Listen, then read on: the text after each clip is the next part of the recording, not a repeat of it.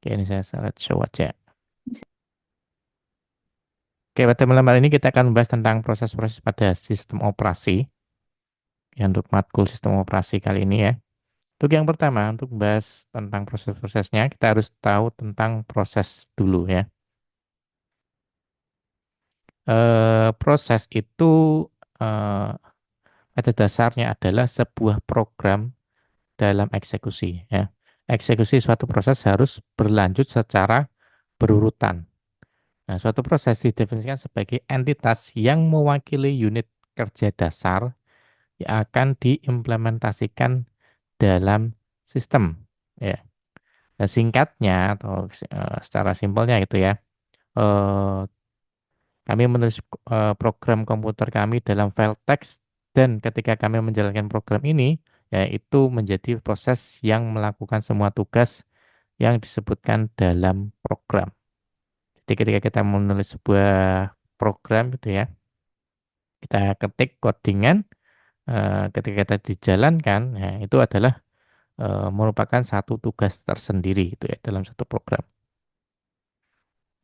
Ya, itu intinya proses seperti itu. Jadi suatu entitas atau unit ya, yang itu mewakili kerja dasar itu meskipun hal simpel itu sudah termasuk dalam proses.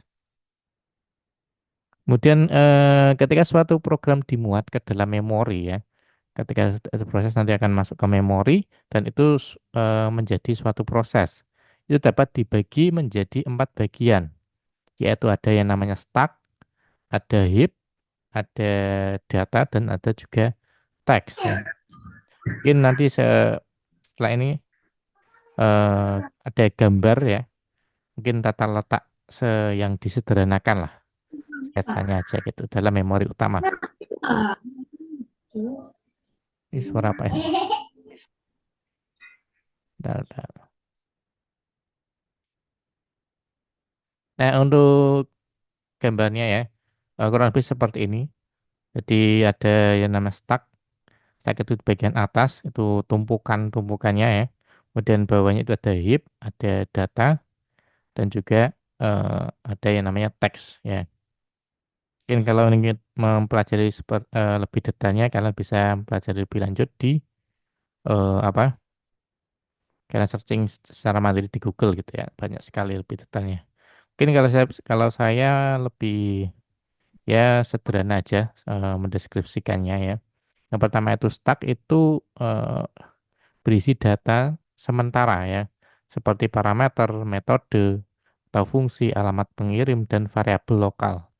Di suatu program kalau kita coding itu ya di di apa di proses itu ada metodenya gitu ya. Contohnya ada yang ditaruh dalam stack dulu, kemudian ada yang namanya heap. Heap itu adalah memori yang dialokasikan secara dinamis ya. Artinya dinamis itu adalah fleksibel gitu ya untuk suatu proses selama waktu menjalankannya. Kemudian ada yang namanya teks, ini termasuk aktivitas saat ini yang diwakili oleh nilai program counter dan isi register prosesor. Kemudian ada yang namanya data, ini adalah bagian eh, yang berisi variabel global dan juga statis. Di inti isi datanya gitu ya, itu masuknya ke dalam kategori data. Kemudian tadi kita sudah belajar tentang proses. Selanjutnya kita tahu yang namanya ada program. Ya, tadi sudah disinggung di masalah proses ya. Proses itu adalah suatu apa unit tertentu yang itu bersifat eh, kecil-kecil, mikro-mikro itu juga termasuk sebuah proses. Tidak harus sebuah eh, apa aplikasi atau kinerja yang kompleks. Nah, kemudian yang namanya program itu apa? Program adalah bagian dari kode yang dapat berupa satu baris atau jutaan baris. Ya, mau satu baris toh, mau dua baris toh, ataupun bahkan sampai berjuta-juta baris itu juga termasuk dalam yang namanya program ya. Kategorinya sama. Kemudian program komputer biasanya ditulis oleh seorang programmer komputer dalam bahasa pemrograman. Ya, orangnya adalah programmer. Kalau barangnya adalah program komputer, kemudian yang dipakai itu adalah pakai bahasanya adalah bahasa pemrograman. Nah, sebagai contohnya di sini ada bahasa C ya. Mungkin harusnya kalian sudah dapat di semester sebelumnya atau mungkin di materi-materi atau semester ini atau mungkin semester sebelumnya harusnya minimal sudah dapat lah yang namanya pemrograman dasar. Yaitu contohnya di sini adalah untuk pemrograman C, biasanya untuk digunakan untuk belajar pemrograman dasar ya. Nah, di sini ada include std.h ini standar ketika kita mau buat eh, program dasar dari bahasa C, kemudian in mind, printf, hello dunia, backslash n, return no. Nah, ini kan outputnya apa ini kira-kira? Ada yang tahu enggak? Ini hasilnya apa dari program sederhananya seperti ini? Oke, bisa bantu jawab. Silakan ditulis, ada yang nulis komentar halo dunia. Oke. Jadi hasilnya adalah ya cuma sekedar menampilkan teks halo dunia. Nah, sekecil ini pun ya se sesederhana ini pun juga termasuk dalam kategori yang namanya program gitu ya. Jadi kalau ditanya kamu kamu programmer ya, apa yang bisa kamu buat? Bisa buat tampilan halo dunia. Nah, itu juga bisa dikatakan seorang programmer karena kan kamu orang yang membuat program itu adalah programmer kan gitu. Nah, cuma kan programmer yang levelnya sampai mana kan. Nah, kalau definisinya, kalau program komputer itu adalah kumpulan instruksi yang melakukan tugas tertentu ketika dijalankan oleh komputer, gitu ya. Nah, ketika kita membandingkan suatu program dengan suatu proses, kita dapat menyimpulkan bahwa suatu proses adalah turunan dinamis dari suatu program komputer. Jadi, hubungannya dengan proses dan program itu apa bedanya atau hubungannya gitu ya. Kalau hubungannya ibaratkan suatu proses itu adalah turunan dinamis dari suatu program komputer.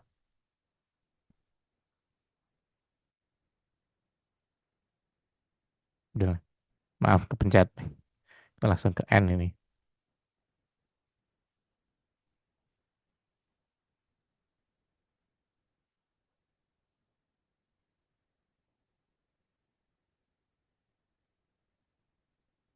Di sampai mana ini?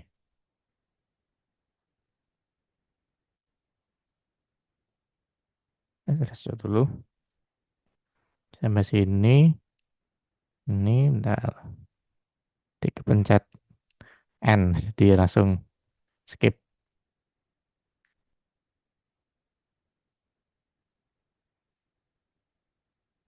Nanti sampai sini ya. Oke. Nah, tadi hubungannya program dengan suatu proses gitu ya.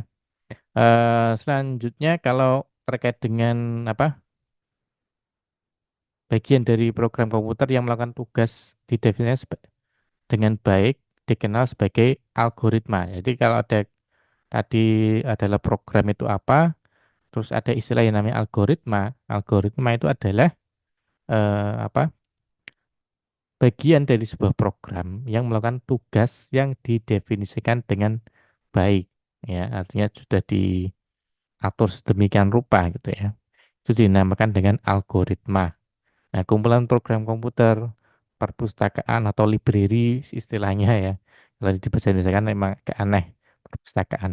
Dan data terkait disebut sebagai perangkat lunak. Nah, ini kembali ke pembahasan awal. Kumpulan dari itu tadi semua ya. Dari unit-unit kecil, dari proses, kemudian ada yang namanya program, kemudian di apa program yang terstruktur itu bisa dinamakan dengan algoritma, kemudian kumpulan dari program komputer, kemudian ada library, kemudian sudah ada data-data, ada datanya, itu ya, yang diproses. Nah, itu bisa dikategorikan sebagai perangkat lunak, itu adalah software, gitu ya. Jadi alurnya jelas. Jadi yang unit kecil-kecilnya seperti sebutannya apa, lebih dikembangkan lagi sebutannya apa, dikembangkan lagi, dan lebih universalnya lagi itu adalah sebuah perangkat lunak. Oke, kurang lebih seperti itu ya. Kemudian kita pembahasan tentang siklus hidup sebuah proses ya. Ketika suatu proses dijalankan, ia melewati berbagai kondisi. Ya, tahap-tahap ini mungkin berbeda di setiap operasi, di sistem operasi yang berbeda.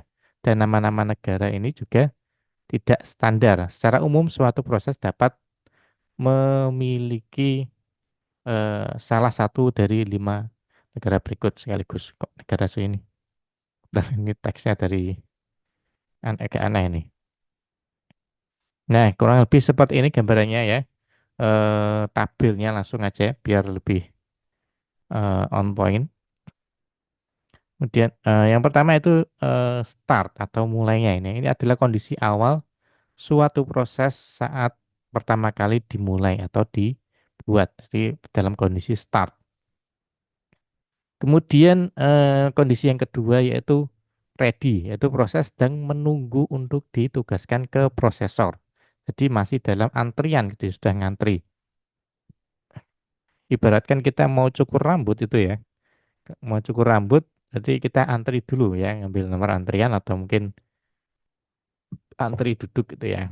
Nah, berarti kita kan belum dipotong rambutnya, tapi kita sudah masuk dalam antrian yang nantinya akan diproses gitu. Kalau start itu artinya kita berangkat dari rumah gitu ya, mau niat untuk apa, potong rambut gitu ya, masih di rumah tapi ya itu masih kategorinya start gitu ya, karena kita belum memulai gitu ya. Artinya kondisi awal rambutnya kondisi panjang gitu ya. Kondisi panjang berarti mau potong rambut. Artinya setelah itu mau berangkat ke sana, mau diproses.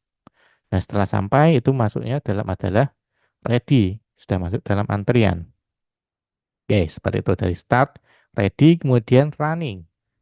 Running itu kan kalau di bahasa Indonesia kan itu artinya kan lari itu ya. Nah, atau sedang berjalan atau berlari. Setelah proses ditetapkan ke prosesor oleh penjadwal OS, status proses diatur ke berjalan dan prosesor menjalankan instruksinya. Jadi setelah kita sudah sampai apa? Sudah sampai antrian dan kita sudah duduk di sampai ke antrian kita duduk di kursi untuk dieksekusi gitu ya. Berarti kalau sudah sampai di kursi, setelah itu nanti kan dieksekusi oleh eh, tukang cukurnya gitu ya, atau tukang potong rambutnya. Tuh, berarti masih dalam kondisi dipotong itu artinya running. Kemudian ada kondisi namanya waiting, itu proses berpindah ke status menunggu jika perlu menunggu sumber daya seperti menunggu input pengguna atau menunggu file tersedia. Nah, ini mungkin dalam arti kata sebelum ke running itu ya, ini nggak harus berurutan ya. Sebelum ke running ini ternyata ada pending dulu, gitu ya. Nah, kamu sudah sampai sudah mau duduk ini, tapi belum ada instruksi. Mau potong apa, Mas? Nah, oh mau potong acak, Mas. Oh, tar dulu saya cari dulu guntingnya ternyata. Nah, terus sambil dalam kondisi seperti itu kan kamu belum dieksekusi, tapi kamu cuma menunggu eh, eksekusi dari user biasanya ya. Kita klik proses gitu ya. Nah, itu ibaratnya gitu. Nah, setelah dapat guntingnya ibaratnya tinggal dipotong kan gitu. Kalau sudah dapat. Dan ternyata kalau nggak dapat ya nggak jadi proses kan gitu. Atau mungkin diganti kondisinya. Kemudian ada yang namanya terminate or exit ya. Setelah proses selesai dieksekusi atau diakhiri oleh sistem operasi, ia dipindah ke status terminasi, di mana ia menunggu untuk dihapus dari memori utama. Artinya terminate, nanti dia akan proses untuk keluar. Setelah itu saya potong rambut, di apa? Bayar dulu ya, jangan langsung pulang ya. Bayar habis itu pulang kan gitu. Nah, posisi terminate ini artinya masih menunggu, gitu ya, masih menunggu kasir, bayar kasir dulu gitu ya. Nah, setelah keluar dari salon itu artinya baru exit gitu ya, keluar dari memori. Ibaratkan memori itu apa? Memori ya tempat salonnya itu ya, atau tempat cukurnya itu gitu ya. Oke, kurang lebih seperti itu. Jadi ada start, ada ready, ada running, ada waiting, ada terminate or exit. Nah, kalau untuk siklusnya ya, tadi kan tidak berurutan ya, kok ada sudah running, kok ada yang namanya waiting ya. Nah, jadi kurang lebih alurnya seperti ini ya. Jadi dari start ini, kemudian dia akan dimasukkan ke dalam memori, masuk ke tadi ya, masuk ke apa namanya tempat cukurnya. Nah, ini sudah sampai ke tempat cukurnya ini masih di rumah, mau start gitu, mau jalan ke sana. Nah, setelah itu tinggal menunggu, waiting. Apakah dia running dulu atau setelah di running gitu ya, setelah daftar, dia apakah harus bisa langsung dieksekusi atau nunggu dulu kayak gitu. Misal yang apa mintanya potongnya yang tadi sudah ada alatnya, sudah lengkap semua, ya berarti langsung dieksekusi, tidak perlu masuk waiting lagi. Kalau ada yang perlu ditunggu dulu itu masuk dalam waiting dulu, waiting mas ready baru di run lagi gitu.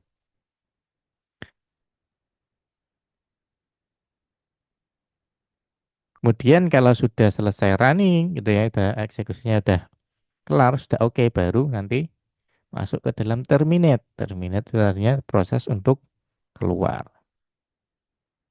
Itu ya siklusnya atau mungkin alurnya begitu ya. Kemudian selanjutnya ada yang namanya PCB, yaitu Block Control Process. Kenapa? Loh ini kan BKP Pak, bukan bukan apa? Bukan PCB Pak. PCB-nya dari mana? Ya. Kalau ini kan di bahasa Inggris kan apa?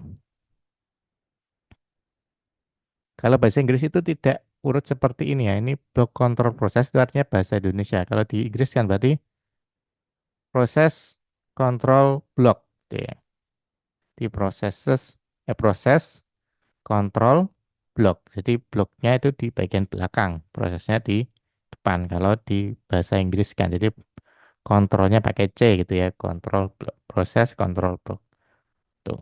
Kenapa kok singkatannya PCB? Mungkin bakal ada yang bingung seperti itu ya kali aja. Ya, PCB atau Block Control Process itu adalah struktur data yang dikelola oleh sistem operasi untuk setiap proses. Ya, PCB diidentifikasi oleh ID proses integer atau PID. PCB menyimpan semua informasi yang diperlukan untuk melacak proses sebagaimana tercantum di bawah ini.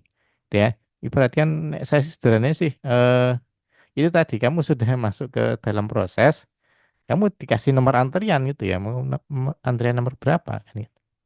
Antrian nomor berapa, nah itu nomor antrian itu yang kamu akan bawa gitu ya untuk diproses, untuk dipotong rambutnya kan. Kalau secara detailnya itu seperti ini, ada yang namanya proses state, yaitu keadaan proses saat ini, yaitu apakah sudah siap berjalan, menunggu atau apapun gitu ya. Itu proses state yang tadi, itu adalah proses state. Kemudian proses privilege itu diperlukan untuk mengizinkan atau melarang akses ke sumber daya sistem. Jadi apakah boleh ambil data di sini gitu ya? Apakah boleh program ini dijalankan atau tidak? Biasanya sebuah sistem operasi itu kan ada filternya seperti itu.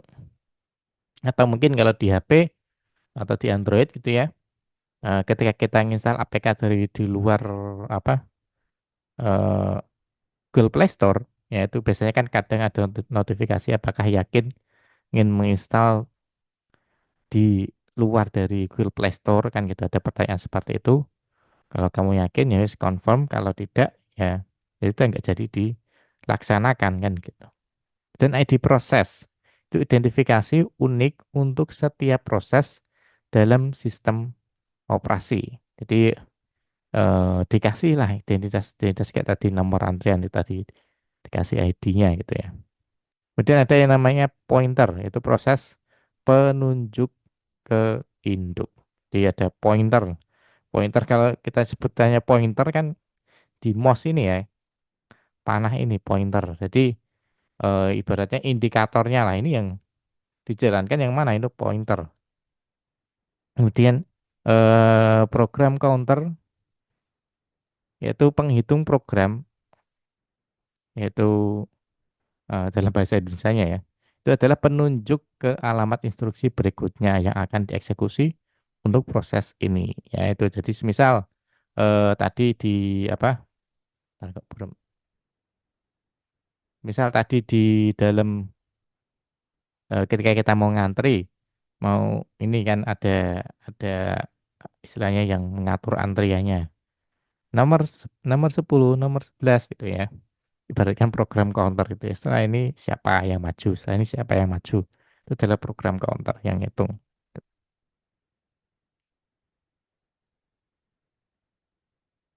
Kemudian ada yang namanya CPU registers. Itu berbagai register CPU di mana proses perlu disimpan untuk dieksekusi untuk menjalankan kondisi. Jadi prosesnya disimpan gitu ya. Jadi biar bisa dieksekusi. Kemudian ada CPU scheduling information yaitu prioritas proses dan informasi penjadwalan lainnya yang diperlukan untuk menjadwalkan proses. Di schedule dulu ya, diatur dulu. Kira-kira mana yang mau dijalankan dulu atau mungkin baiknya seperti apa? Motongnya itu apakah dari kiri, dari kanan, dari atas, dari bawah? Itu ya, itu adalah schedulingnya. Gitu. Register ya registrasi. Kemudian memory management information itu ini termasuk informasi tabel halaman, batas memori, tabel segmen tergantung pada memori yang digunakan oleh sistem operasi. Intinya ini untuk mengatur memori lah, simpelnya seperti itu. Kemudian ada yang namanya accounting information. Ini termasuk informasi tabel halaman, batas memori, tabel segmen tergantung pada memori yang digunakan oleh sistem operasi. Kemudian ada I/O itu adalah atau I/O status information ini adalah termasuk dalam eh, apa istilahnya input outputnya di perannya seperti apa input output yang kita lakukan gitu ya.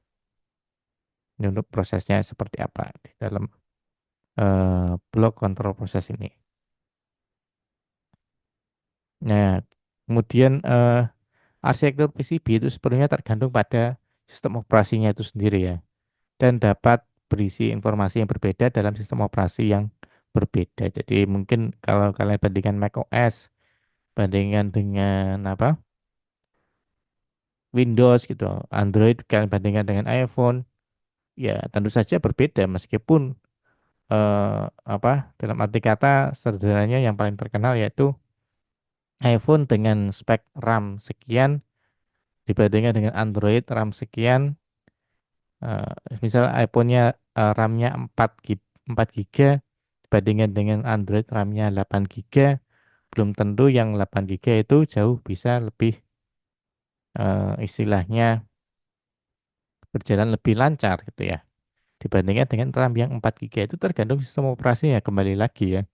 Oleh karena itu salah satu yang eh, membuat iPhone itu atau Apple itu istilahnya apa ya?